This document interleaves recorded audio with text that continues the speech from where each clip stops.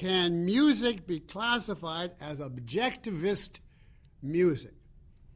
No, definitely not. There is no such thing. Objectivism is a philosophy. A philosophy consists of broad abstractions, not of positions on concretes. It can tell you be rational, be objective, etc., but it cannot tell you this concrete or that is rational or objective.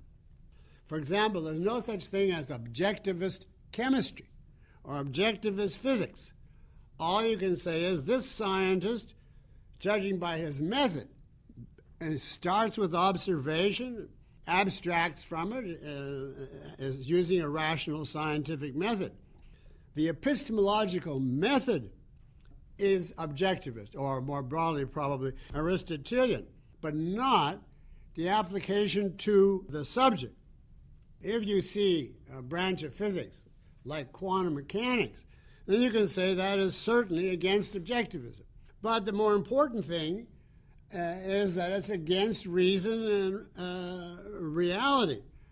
That's what's worth saying. The fact that it's against your philosophy is much too parochial. Now, the same exact thing is true for art.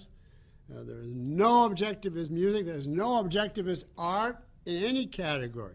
And that includes poems and novels, and that includes Atlas Shrugged, and Ayn Rand would be the first one to say so.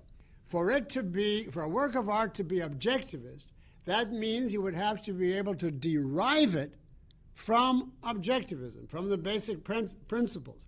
And you cannot derive a creative concrete or any concrete from a philosophy. Well, you could say, isn't the theme objectivist? Yes, of Atlas Shrugged.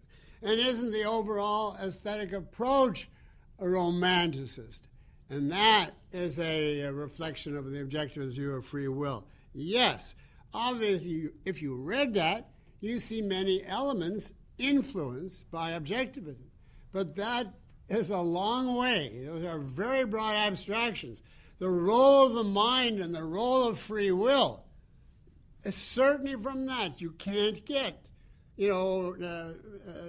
Reardon slaps Francisco in the face and Galt goes on strike, and Dagny has a succession of love relations. And that's the novel. So it is not an objectivist novel. It's a novel which in many ways expresses the ideas of objectivism, certainly in Galt's speech. But the novel as such is an Ayn Rand novel, which is a much greater. Now, I've read, I couldn't read it, but I've read certain objectivist writers who want an objectivist novel.